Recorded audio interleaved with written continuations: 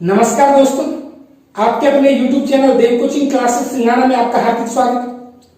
आज जो अपन बात करेंगे वो संख्या पद्धति में इन क्वेश्चनों की बात करेंगे जिनसे एग्जाम में बहुत बार क्वेश्चन पूछ लिया जाता है। और इन क्वेश्चनों में जो बोल दिया जाता है वो क्या बोल दिया जाता है कि किसी संख्या की दो तिहाई, कई बार दो तिहाई बोल दिया जाता है, कई बार एक चौथाई बोल दिया जाता है। 48 जोड़ने पर, तो इसका मतलब कई बार जोड़ने पर बोल दिया जाता है, कई बार घटाने पर बोल दिया जाता है। यदि वह संख्या प्राप्त होती हो तो उस संख्या का आधा कितना है, तो उस संख्या का आधा कितना है। तो कई बार तो दो तिहाई बोल दिया जाता है, कई बार एक चौथाई बोल दिया जाता है, कई बार 3/4 बोल दिया जाता है। और कई बार जोड़ने पर कई बार वह संख्या प्राप्त होती है, कई बार उसका दुगुना, कई बार उसका 3 गुना, कई बार उसका 4 गुना प्राप्त होता है। तो दोस्तों इन क्वेश्चनों को करने के लिए सीधी सी बात है कि संख्या का दो तिहाई, तो संख्या x मानी तो उसका दो तिहाई यानी कि 2x बटे क्या हो गया 3। भाई संख्या x मानी तो उसका दो तिहाई क्या हो गया 2x बटे 3। अब दोस्तों क्वेश्चन में बोला गया 48 जोड़ने पर, तो इसका मतलब 48 ऐड कर दिया 48 जोड़ने पर, और उस वह संख्या प्राप्त होती है तो बराबर क्या हो गया x।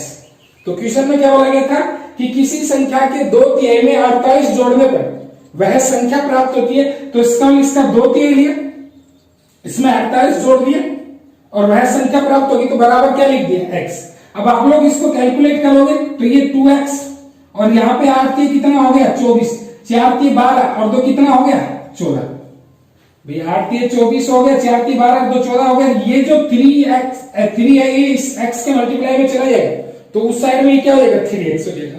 अब आप सब जानते हो कि कभी भी किसी इक्वेशन को अगर अपन सरल करते हैं तो x वाले पद एक साइड में आते हैं, बाकी पद एक साइड में आते हैं। यानी कि जो x वाले पद है वो एक साइड में और बाकी पद एक साइड में। तो इसका मतलब ये जो 3x है तो इसकी साइड में 2x चला जाएगा, तो इसका 144 इज इक्वल टू क्या हो गया x, क्योंकि 3x में और 2x घटाएंगे तो इसका 144 इज इक्वल टू x हो गया। लेकिन अपने यहाँ पे ये क्वेश्चन ये नहीं है कि वह संख्या क्या है। क्वेश्चन में बोला गया कि उस संख्या का आधा कितना है, उस संख्या का आधा कितना है। तो इसका मतलब उस संख्या का आधा कितना है, तो इसका मतलब ये 144 है, इसका आधा जो हो गया वो कितना हो गया 144 का आधा क्या हो गया 72। तो इसका मतलब उस संख्या का आधा क्या हो गया 72। तो देखो कुछ भी नहीं बोला गया था, किसी संख्या के दो तिहाई में तो 2/3 x, 48 जोड़ने पे तो 48 जोड़ दिए तो वह संख्या प्राप्त होती तो बराबर क्या हो गया x। तो इसका इसको इस साइड में लेके गए तो 3x ये क्या हो गया 144, तो x इज इक्वल टू 144 हो गया।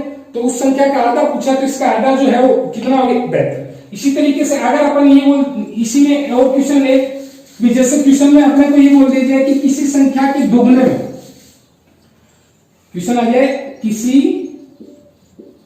संख्या के दोगुने में 42 घटाने पर उस संख्या का 1/4 प्राप्त होता है, 1/4 प्राप्त होता है, तो बताओ उस संख्या का 1/3 कितना है। तो क्वेश्चन था किसी संख्या के दोगुने में 42 घटाने पर, तो कोई भी संख्या उसके दुगुने में और कितना घटाने पर 42 घटाने पर उस संख्या का 1/4 प्राप्त होता है, तो बताओ वह संख्या जो है उसका 1/3 कितना होगा। तो कुछ भी नहीं, मैंने क्या बताया था जैसा क्वेश्चन में बोला जाए वैसा ही करना है। तो संख्या की दुगुना, तो ये संख्या x है, इसका दुगुना क्या हो गया 2x। ये संख्या जो x है इसका दुगुना क्या हो गया 2x में 42 घटाने पे बोला तो इसका माइनस क्या कर देंगे 42 कर देंगे। 42 घटाने पे बोला तो 42 घटा दी और इस संख्या का 1/4 प्राप्त हो जाता है, तो इसका x बटे कितना हो गया 4। जो क्वेश्चन में बोला था वही चीज लिखिए, किसी संख्या के दुगुने तो ये 2x हो गया, में 42 घटाने पे तो -42 हो गया, उस संख्या का 1/4 प्राप्त होता था x बटे क्या हो गया 4।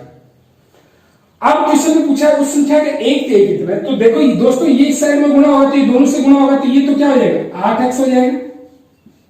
इस 42 को 4 से गुणा किया तो 4 दूनी 8 और 4 चौक कितना हो गया 16, 168 168 हो गई। और ये इस साइड में क्या हो गया x हो गया। अब x वाले पद एक साइड में बाकी पद एक साइड में, तो इसका ये x इस साइड में आएगा तो ये 8x है, इसमें से x घटा दिया तो कितना हो गया 7x, क्योंकि ये प्लस का है, बराबर किस चौक में आएगा तो किसका हो जाएगा माइनस का। और 7x बराबर 168 168 हो गया, कितना हो गया 168।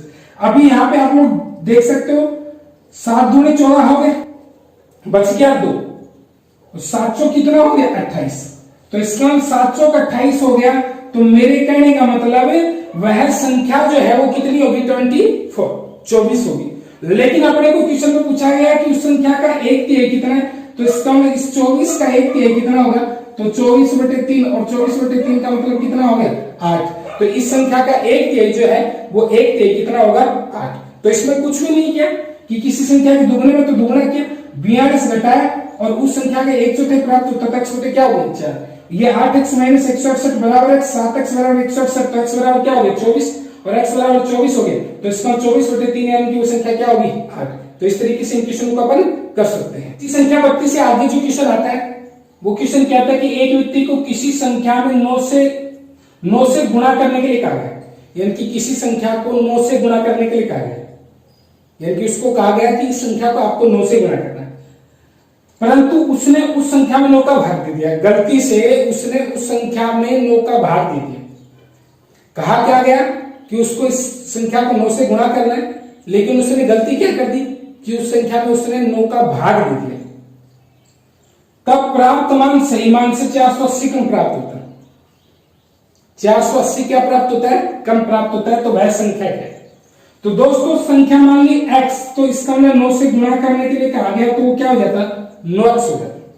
संख्या x मान ली यदि 9 से गुणा करने के लिए कहा गया तो वो क्या हो जाता 9x हो जाता। लेकिन उसने गलती से इस संख्या में 9 का भाग दे दिया, तो इसका x बटे क्या हो गया 9। कहा क्या गया था 9 से गुणा करने के लिए कहा गया था, लेकिन उसने गलती से इसमें 9 का भाग दे दिया, तो इसका x बटे 9।